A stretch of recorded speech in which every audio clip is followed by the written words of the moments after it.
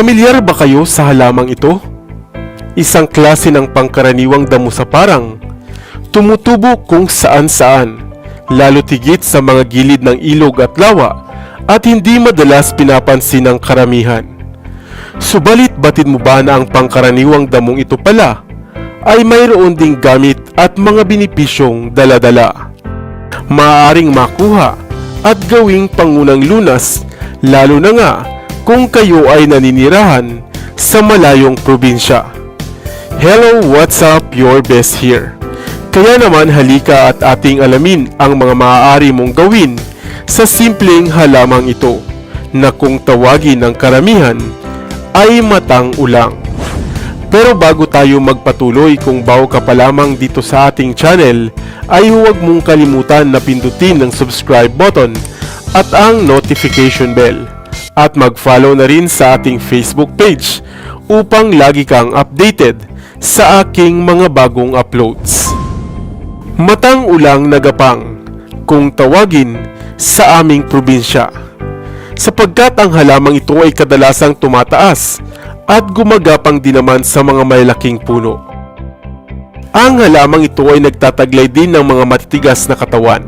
Ang halamang ito ay kilala sa ibang bansag katulad ng mirinimi sa North Australia, sikati sa India, at matang ulanga dito sa atin sa Pilipinas, o ang Phyllanthus reticulatus bilang sayantipikong ngalan.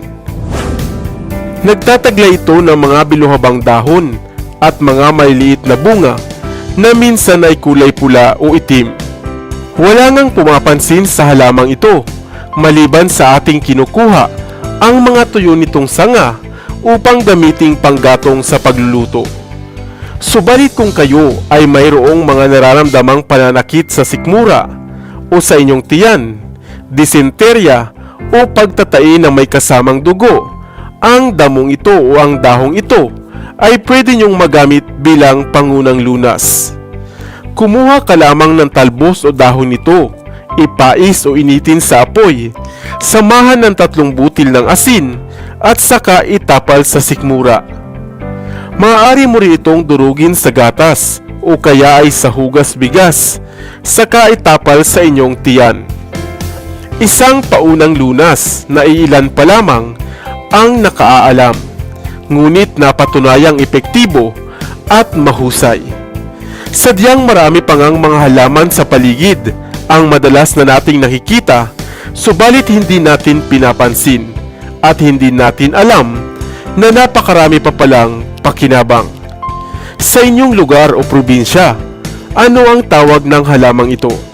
Alam mo rin ba na isa itong panlunas? Mayroon ka bang mga iniindang sakit sa tiyan kagaya ng diarrhea at disenterya?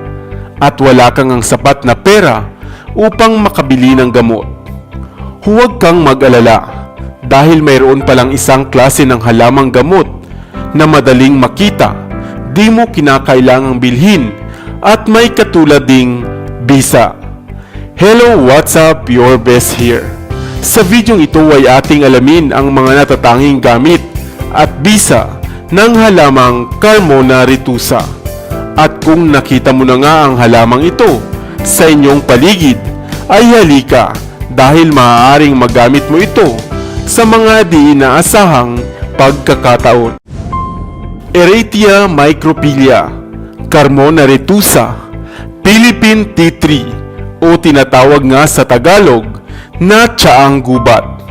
Batid mo ba na ang damong ito na madalas ngang tumataas hanggang 5 metro at nagtataglay ng mga orange o mapupulang mga bunga tuwing hinog na ay sadyang kapaki-pakinabang pala? Isang halamang damo na madalas tumutubo dito sa atin sa Pilipinas at higit sa lahat ay mabilis alagaan. Ngunit alam kong ilan pa lamang ang nakaalam na isang mahusay na halamang gamot pala ang isang ito. At hindi lamang iyan, sapagkat aprobado ito ng FDA dahil nga sa nagumapaw nitong sustansya, at higit sa lahat ay madalas at madali mo nga lamang itong makikita. Ang tsaang gubat ay napakahusay gawing tsaa. Ang mga ugat at dahon nito bilang mainam na lunas sa mga sakit ng tiyan at diarrhea. Mainam din ito sa mayroong abdominal colic o kaya naman ay dysenteria. Magagamit mo rin ito sa mga mayroong ubo at mayroong mga iniindang sipon. At sa ibang bansa nga, ito ay isa palang mahusay na mouthwash pangtanggal ng mabahong hininga at upang maiwasan ang pagkasira ng mga ngipin. Magpakulo lamang ng hiniwang dahon at ugat nito sa 2 baso ng tubig sa loob ng 15 minuto. Palamigin at hatiin sa 4 na bahagi. Ang tsaang gubat rin ay pinaniwalaang mahusay na pampaligo sa mga bagong silang o bagong panganak upang mabawasan ang infeksyon at mga mikrobyo. Samantalang sa bansang Hawaii naman, ito pala isang sikat na houseplant na madalas ginagawang indoor o garden plants man. Kaya naman kung merong tsaang gubat sa inyong bakuran, ay inyo na itong subukan. Ligtas, epektibo, mura at aprobado.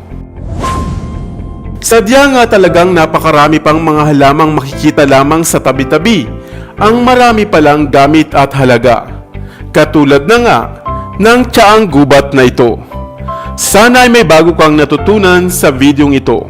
Iwan ka naman ng comment sa comment section sa ibaba. I-like at i-share mo na rin para naman sa kaalaman ng iba.